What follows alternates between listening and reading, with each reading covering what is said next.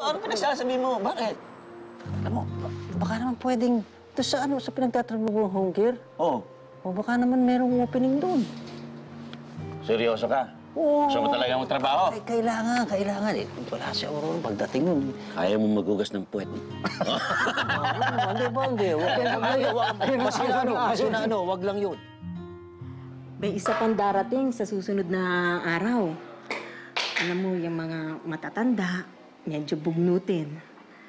Dahil, palibhasa, may mga nararamdaman sila sa kanilang mga loob. Kaya dito, puso ang pinapagana. Dahil ang pasensya, nauubos. Itong sala natin at itong kitchen natin, bahala ka na dyan. Dito ang magluto ka, tsaka... Ma'am? Kung pwede lang po sana yung ni-request ko lang sana na banggit. Ay, oo. Nasabi niya sa akin ni Benny. Marunong ka ba ng mga clerical jobs? Oo. Ay, yan. Ayos na ayos. Oo, tama-tama. Mabuti na lang, nag-resign yung receptionist, ano? Swerte Kung talaga. hindi, napilitan akong maghugas ng putang matatanda. Ay, teka muna. Ito, tandaan mo, ha? Pag may nagtanong sa'yo, kung may trabaho ka, sabihin mo, wala. Ha? Kasi under the table lang Oo, alam ko na yan. Oo, alam mo, pagka, ayun, nalaman ng gobyerno, tatanggalin yung SSI mo, ha? Huwag ka na, may trabaho ko na eh. Ano ka ba? Nagsugal ka na naman, kasino ka na naman, wala ka ng pera. Hindi, bali na. Ito, meron ako $5 pa ata dito. Bili tayo ng hotdog. $5, itago mo na yan. Hotdog? Mag-soup na lang tayo, mura na, libre pa. Tago mo yan, tago mo Bagay, yan. libre yun, oh. Tama, libre yun. Bagay. Oh, Cosme. Kote, Na. Pare, uwi na ba kayo? Ikot-ikot lang muna. pasyal. Pasyal Ikaw, muna. saan ka punta? May pagkakakitaan pa eh. Tsaka magsisimba pa ako, pare ko. Mga abilidad to. Sige.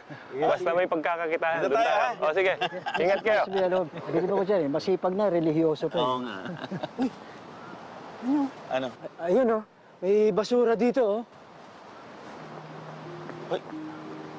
Kaya, baka marami pa tayong magamit dito eh. Basura yan, yun ako ba? O ito, maaari pa itong mabenta eh. Kahiya ito. Uy. Umalis ka dyan Ito, oh. oh. Ano pinag-ano dyan? Baka may makakita. Kakahiya naman Dito baka. to. Halina kayo. Oh. Ito. Huwag yung... Halika.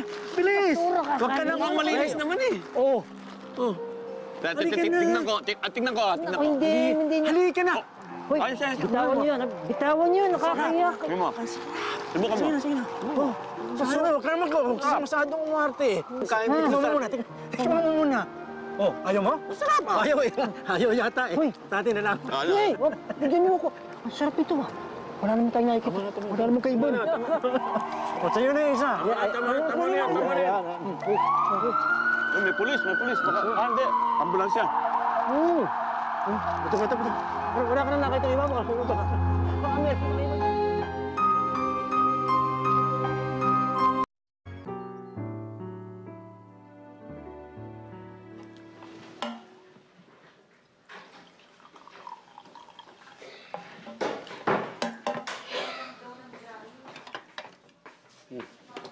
Mainit ba? Yung, ano? Oo ba? Oh. Kumusta yung tawag mo doon sa misis mo kanina? Hindi pa kami tapos mag-usap eh. Binabaan na ako ng telepono. Away na naman kayo. Kailangan niya raw ng pera. Teka muna. Hindi ba? Kabibigay mo lang, tanda ko. Oo, kulang nga daw yung binigay kong pera eh. Paano magkukulang yun? Ay, nako, Bong. Tanda ko. Bong, yan mo na't naiintindihan ko sila dahil yung mga bilihin sa Maynila tumataas daw kaya mas malaki ang kailangan nilang pera. Ay nako, mabuti na lamang yung aking pamilya sa Pilipinas, hindi masyadong magastos. Oh, sus. At kailan ka ba nagpadala ng pera sa kanila? Hindi ko naman kailangan gawin yun Dahil sinusustentuhan sila ng anak ko, maayos ang buhay dito noon. Dito sa Amerika? May anak ka dito sa Amerika? Oo. Ala, uy. Bakit hindi ka magpakup-kup sa kanila? Hindi yun nagtsatsaga ka sa ganito. Bakit? Hindi naman ako nagre-reklamo dito Masaya ako dito. Pinipilit nga ako ng anak ko na doon tumira sa kanya pero ayoko. Ano naman gagawin ko doon? Baka maaga akong mamatay doon. Oh. May napapanay na yung ubong-ubong, Baka kailangan siguro huwag ka muna pumasok sa trabaho bukas. Okay lang to. Alam mo, pag nagsweldo ako, pahihiramin kita. Para mapadala mo doon sa asawa mo, para huwag kayo away ng away. Huwag na't nakakahiya. Ito na iya.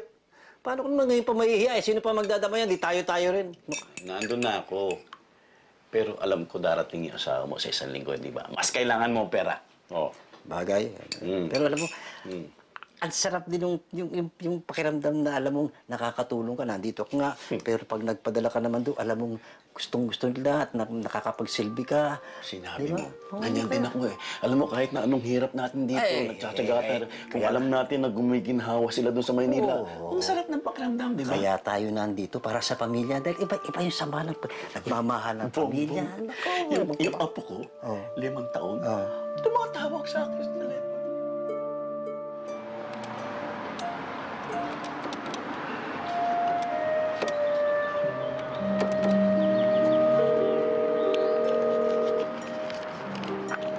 Hello? Hello? Angelo, anak? Oh. Anong kailangan nyo? Wala naman, nangangamusta lang. Mabuti naman po ako. At mabuti rin si Inay sa Pilipinas. Kasi... Tay, ano ba kailangan nyo at marami akong ginagawa? gusto ko lang marinig ang boses mo, anak. Sige na, Tay, at busy ako. Hello? Angelo?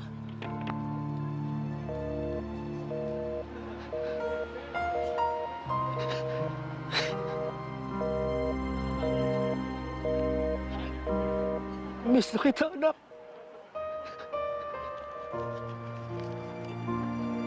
Miss ko na kayong lahat.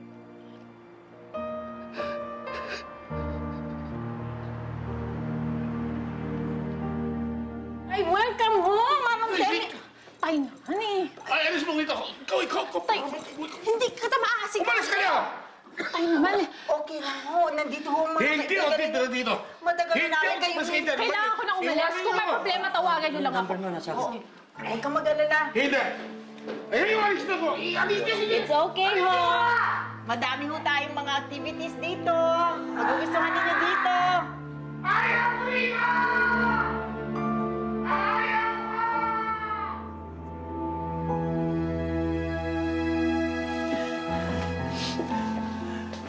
Bakit di mo sinabi sa akin dito ka nakatira? Kasi pag sinabi ko sa'yo, baka pauwiin niyo ako ayoko dahil madami pa akong pangarap para sa ating mga anak para sa ating mga apo. At saka malakas pa naman ako Kaya ko pang magtrabaho para makatulong sa kanila. At ang gusto ko yung nandito kayong lahat, madala ko kayong lahat dito Kaya ayokong umuwi Dahil yun ang gusto ko, yung kayong lahat nandito. Yun ang gusto ko. Ito kwarto ko.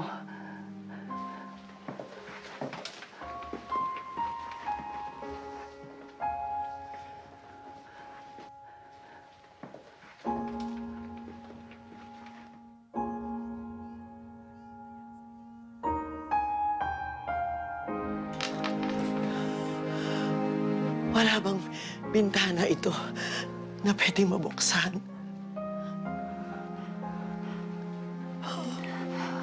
Aurora, patawarin mo ako.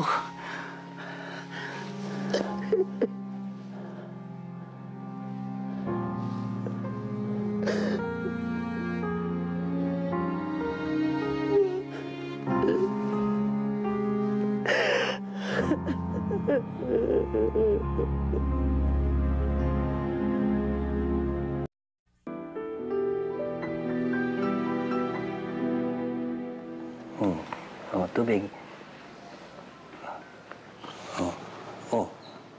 Okay, yan.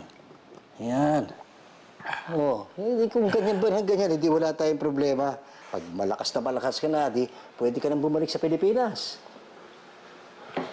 Mga anak ko pumayag na nang bumalik ako sa Pilipinas Pero babalik na nga ako May mag-aasikaso ba sa inyo doon? May mga kapatid ako doon.